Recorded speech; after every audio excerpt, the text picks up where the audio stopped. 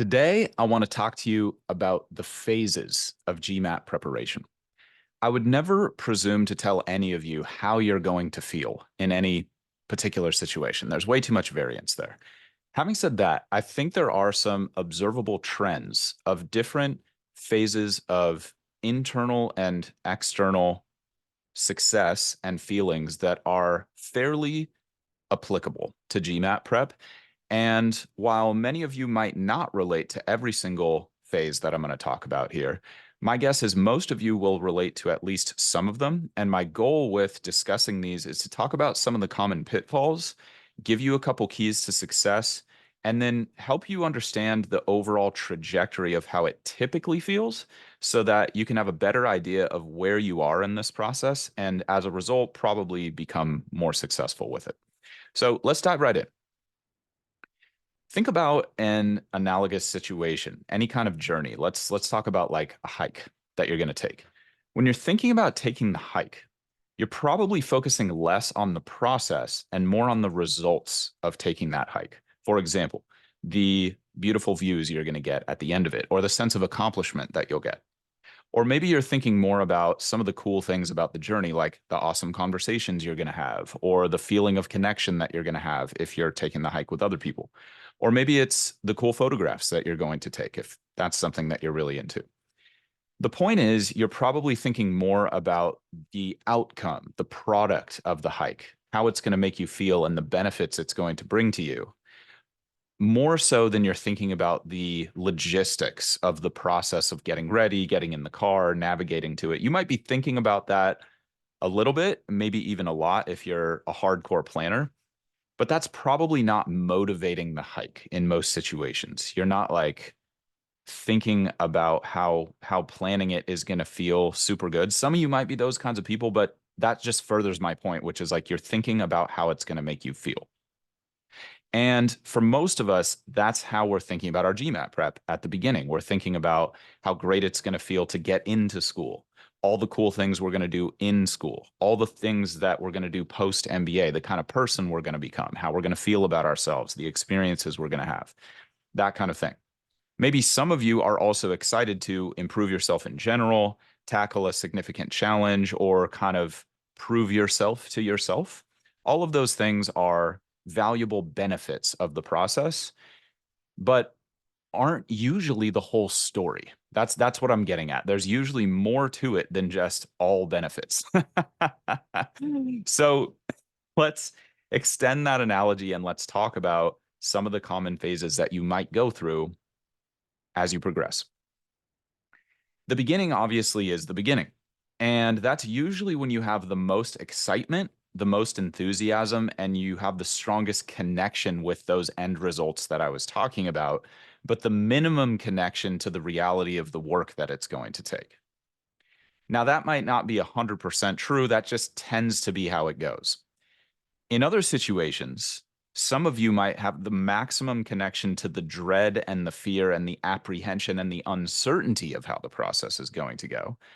Yet you are still more motivated by your vision and the cool things that you want to experience versus the dread.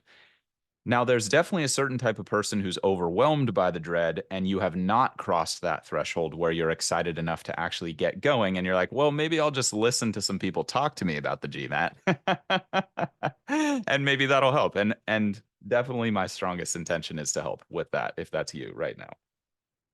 Now, for a lot of us, it's a mix of both. And that's what I was saying. My major caveat for this is we can't put all of us into one bucket of like, this is definitely how you're going to feel through this whole process. That's absurd. Having said that, it doesn't make the conversation irrelevant.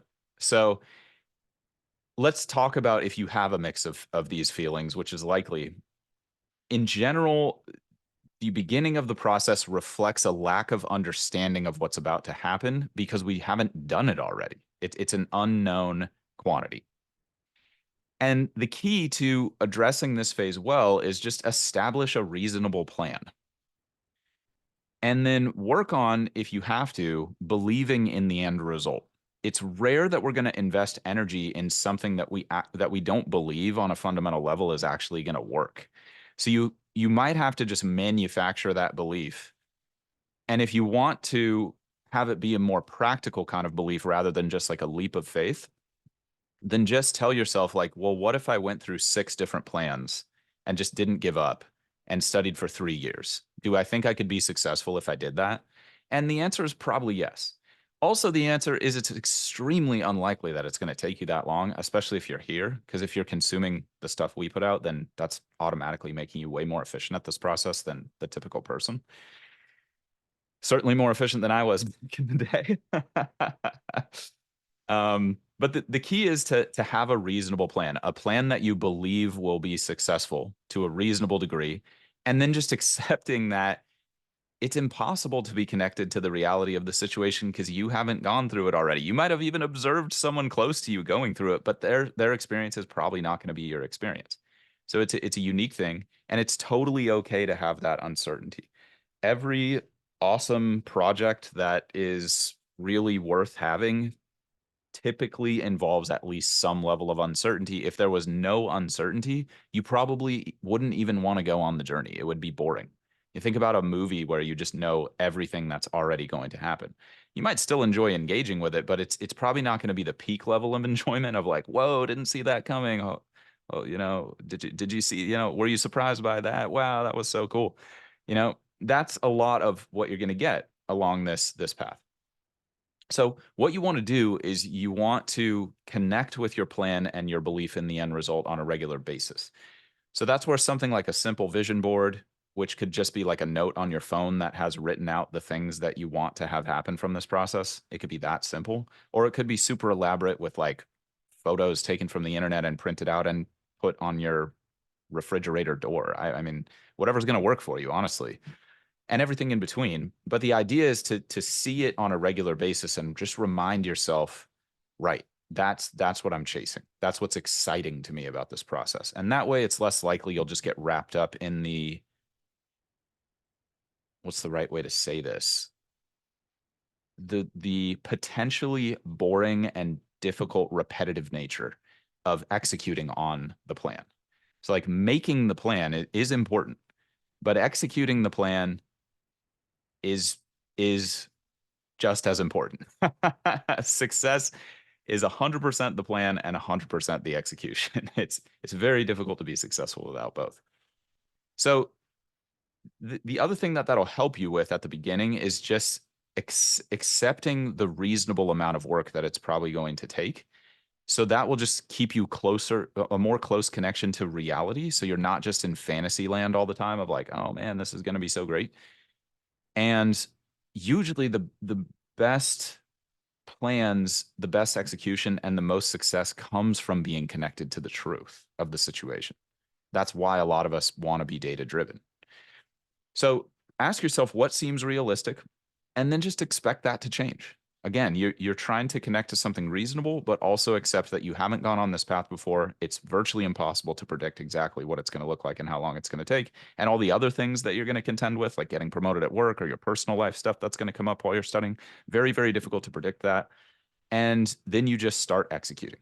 It's like, well, if I never start the hike, now I have a 0% chance of experiencing any of the benefits from it. So even if it's going to be way harder than I thought it was going to be, at least I have a chance of reaching my dreams, so to speak. So that's the beginning. Once you start, you'll get into what I call just the early phase. This is the early phase of prep. And the hallmarks of this are typically realization of how hard it is. So not just thinking about how hard it's going to be, but experiencing how hard it's going to be. Now, some of you aren't going to struggle with this process at all. And I do think that's an important caveat. Some of you are just amazing test takers. You're here to just kind of get the basic lay of the land. I respect that so much. And I hope that that's all of you. I hope none of you struggle the way that I did.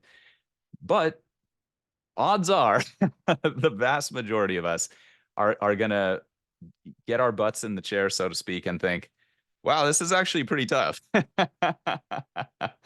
And the potential pitfalls of that early phase of prep is that you want to recognize you are at this point the furthest that you're ever going to be from the end result.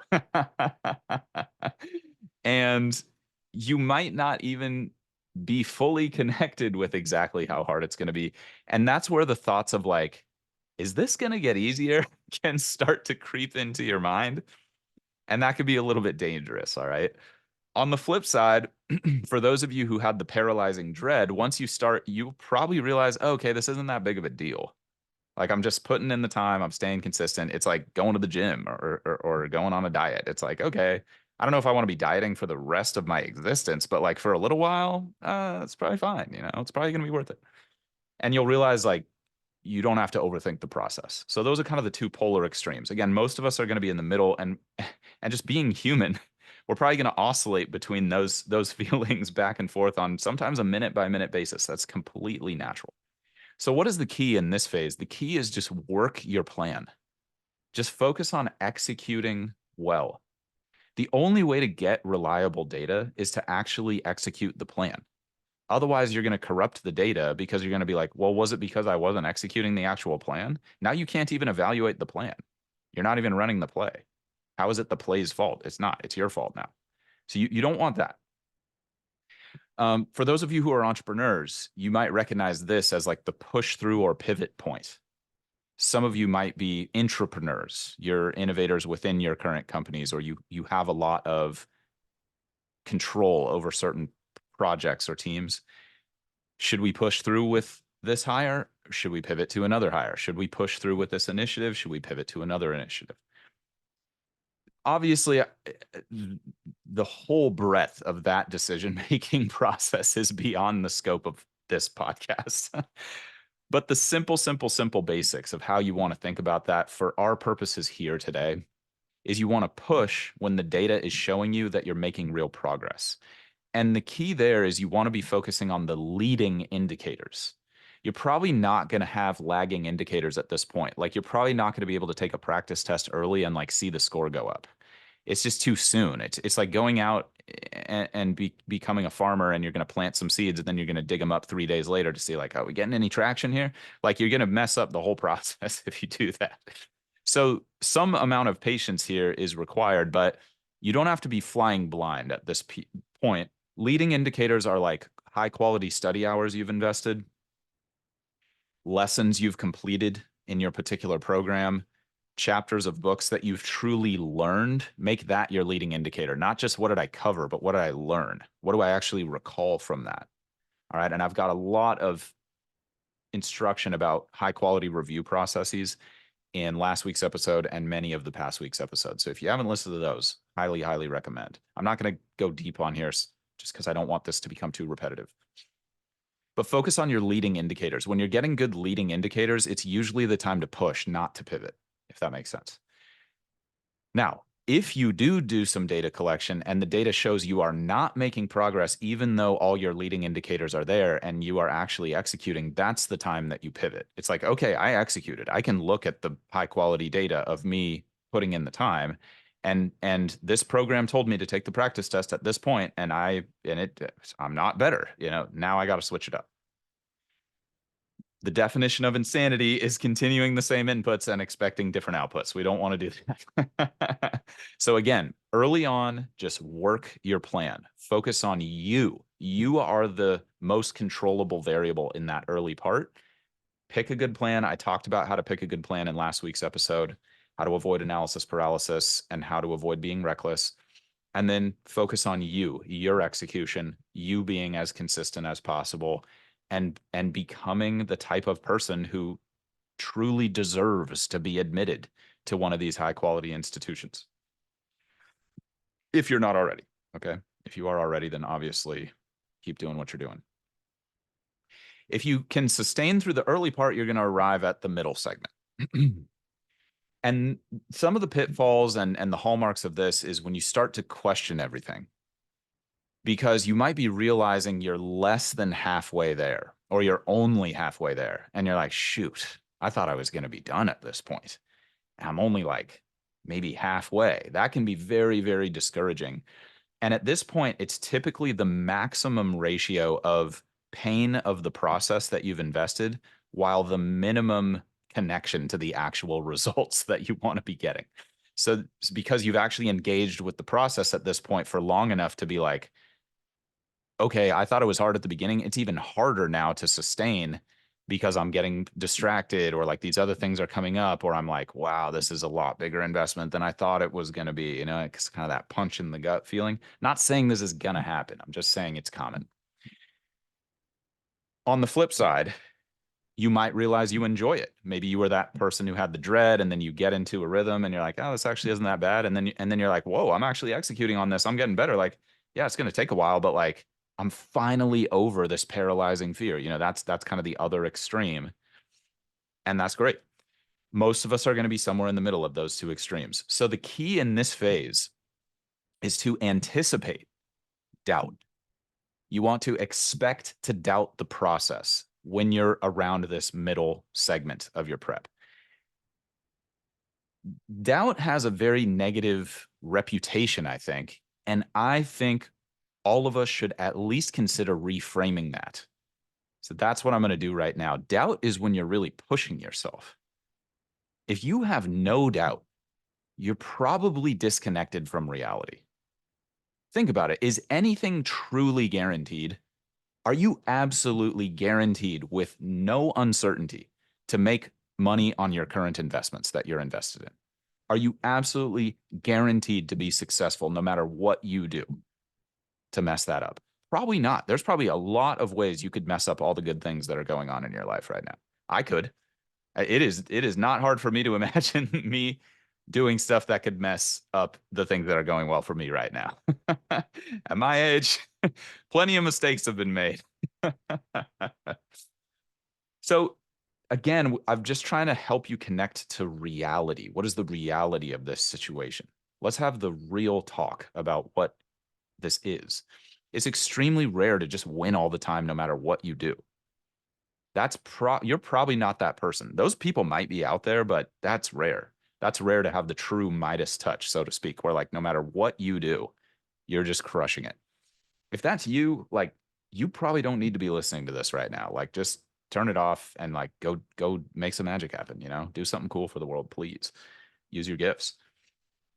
The key here is expect doubt and embrace doubt. Constantly audit your execution. Are you really doing your best? Where are the places you could get better?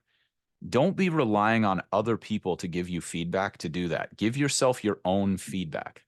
Go back to last week's episode if you don't have a productivity measuring system. Last week, we'll give you a great step-by-step system, or maybe it's 2 weeks ago. Sorry, everybody. Within the past 2 weeks, I have run through a very simple systematic process that you can use to collect data on yourself and just know you'll be able to look at the scoreboard. Am I actually executing well? If you don't have that, then that's dangerous. Okay, now you're really flying blind. You're flying without instruments, and you know that's usually how you crash the plane. And you want to just be checking your leading indicators on a consistent basis. And then you want to balance that doubt with belief in your system.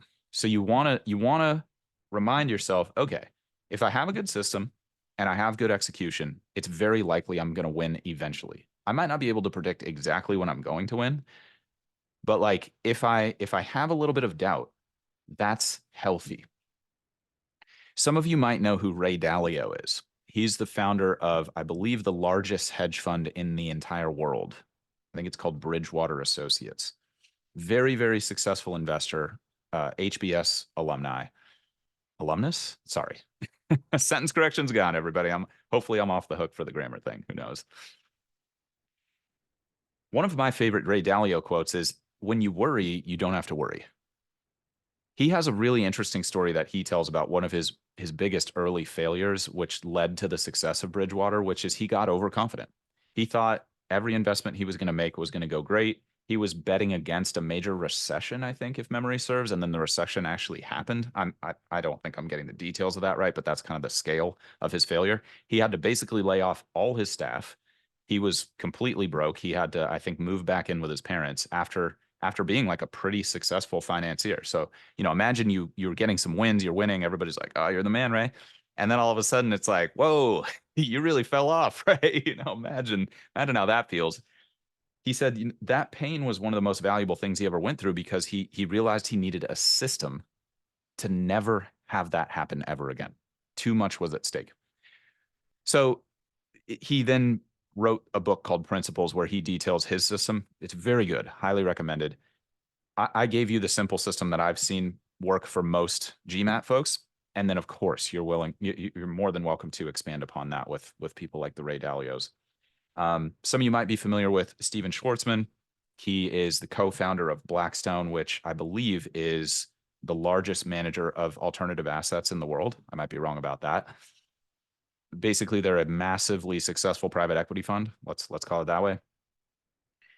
And he talks about worry always being a very liberating activity. And that worry allows you to articulate the downsides and the risks so that you don't lose money. And that's one of his major theses. And he has a very similar story to Ray, where he failed with a major investment.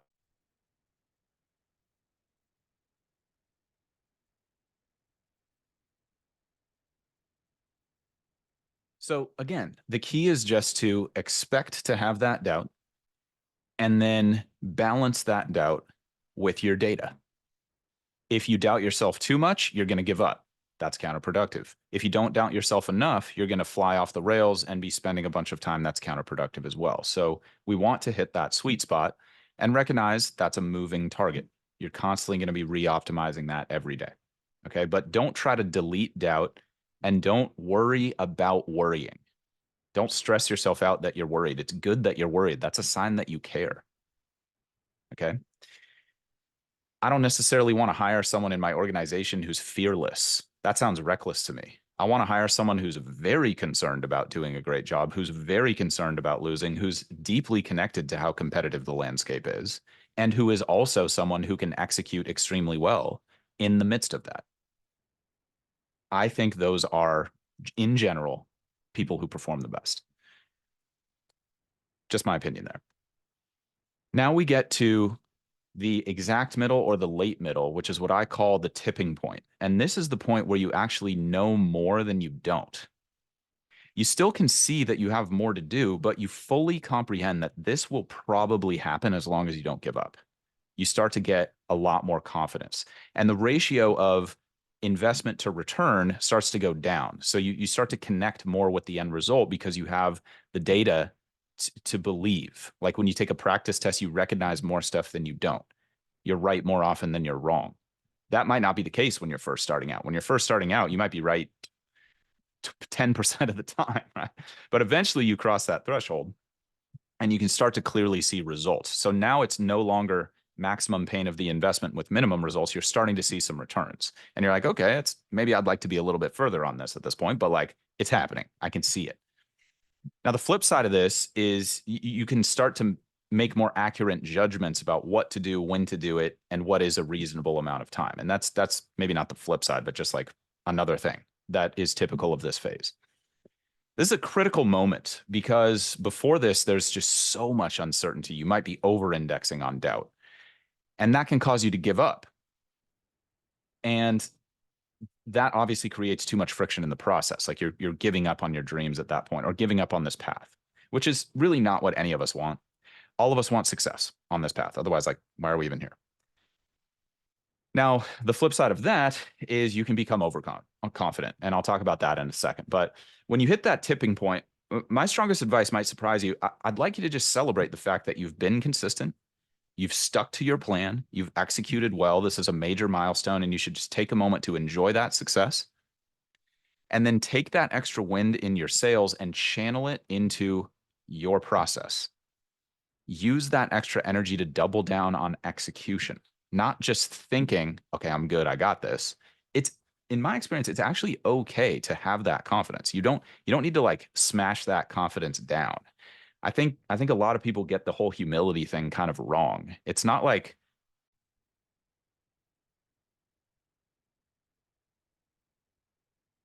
humility doesn't mean just deleting your confidence. Humility means you recognize that failure is possible, that you can still get better.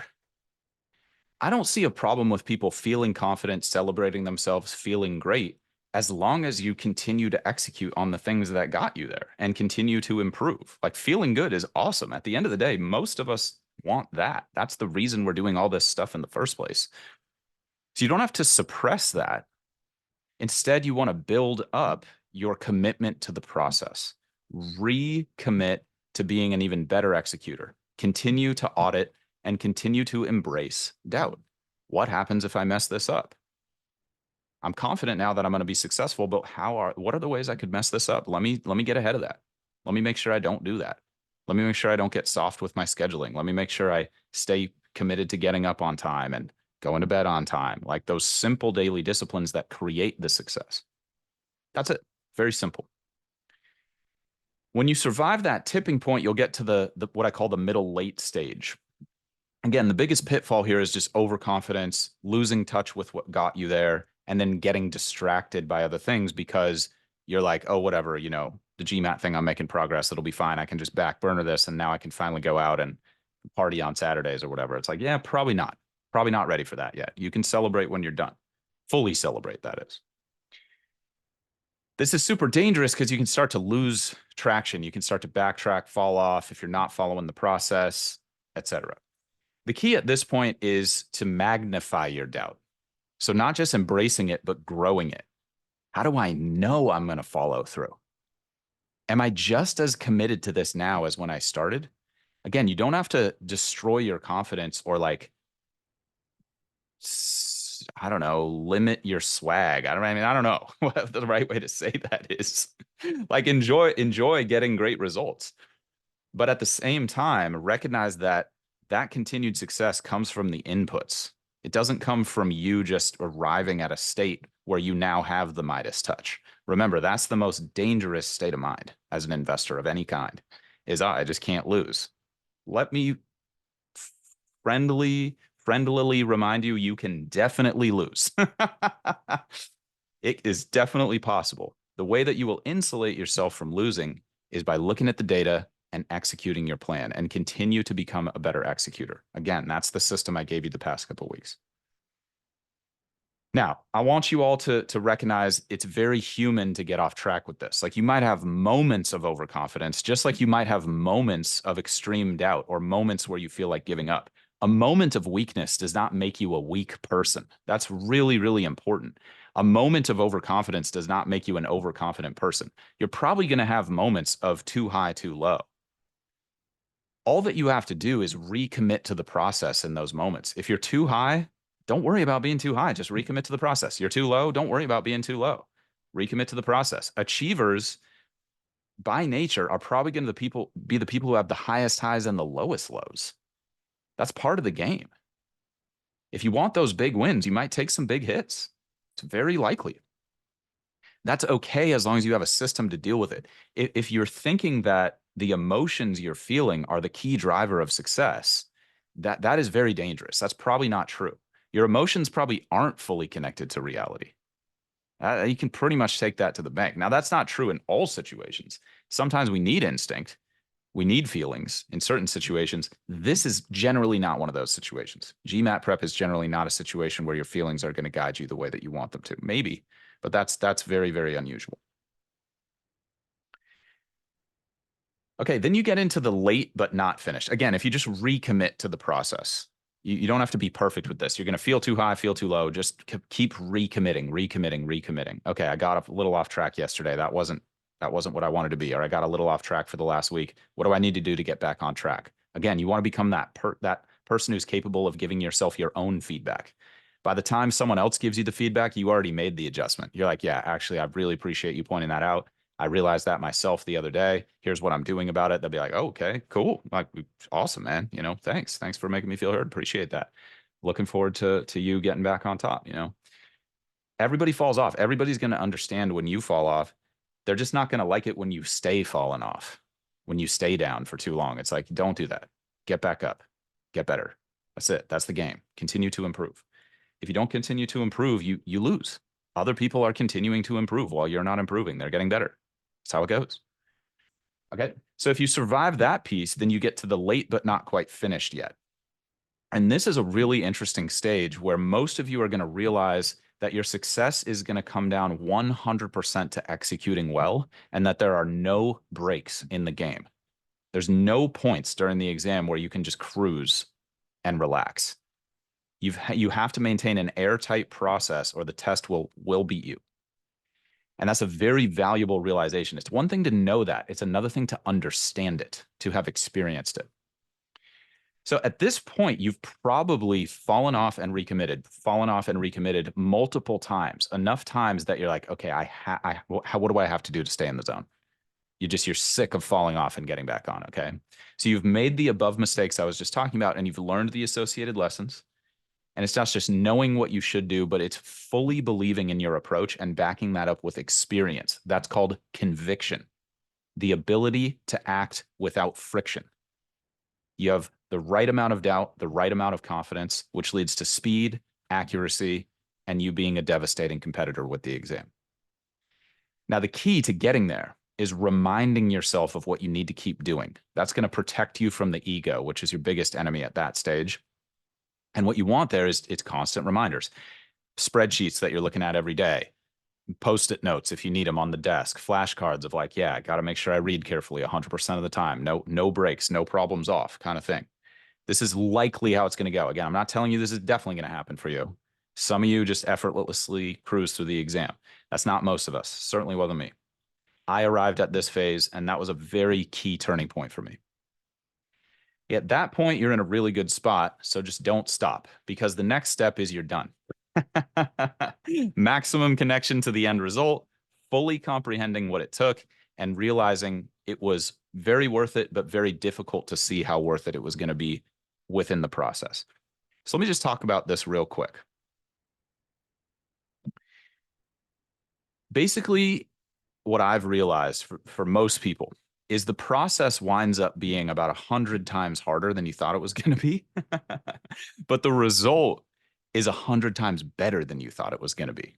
One of my mentors shared that realization that he had many years ago. He's a multi nine-figure net worth, I mean, just massively successful, total beast. And someone actually told that to him, and he's adopted it and made it's his own. And I've always thought it was a really helpful frame for just anticipating, like expecting the worst and hoping for the best, but realizing like if I keep being a good investor, my investments are going to pay off, even if I take some L's along the way. So if you haven't reached that tipping point I was talking about yet, I want to just remind you and help you understand before the tipping point is where you feel the worst usually. And that's actually a good thing. It's very rational to feel bad when you've experienced the maximum pain and the minimum result. It shows progress. And if you interpret it as bad, it makes it more likely that you're going to give up. And that's counterproductive. We don't want that. So reframe your lack of understanding as a positive. It's a sign that you're growing. It's a sign that you're staying at the edge of your comfort zone. Just realize that the most important thing is to stay connected to the end result. And if you have a compelling vision of why this is important to you, you'll be able to endure any potential setbacks. At the same time, you also want to stay connected to the data, make sure you're controlling your side of the equation, and that'll mean you always know when to push or when to pivot. A valuable frame that I've found here that you might find helpful as well is you're building your future self. Who is the type of person who can get the kind of results that you want? Do they lack resilience? Do they lack judgment? Do they lack the ability to connect to the end result? Do they give up easily because things get difficult? Do they allow themselves to be outcompeted by someone who's more skilled, diligent, and balanced? Is that the kind of leader you want to work for? Start becoming the person you want to be now. Use this process to build those skills now. You will be massively ahead of the game by the time you get to B school. In general, I've found the more difficult things are now, the easier they're going to be later. And the easier they are now, the harder they're going to be later. So don't fear this process being difficult. If you see it as hard, recognize that's a good thing. And if you embrace the hard thing as a positive, that makes the whole process easier as a result. And in the meantime, you just need faith. Whatever you have to do to get yourself in the chair every day, do that without destroying yourself, obviously. At the end of the day, positive actions are what moves the needle. Mindset can definitely help, but even without mindset, if you do the thing, you'll get the result.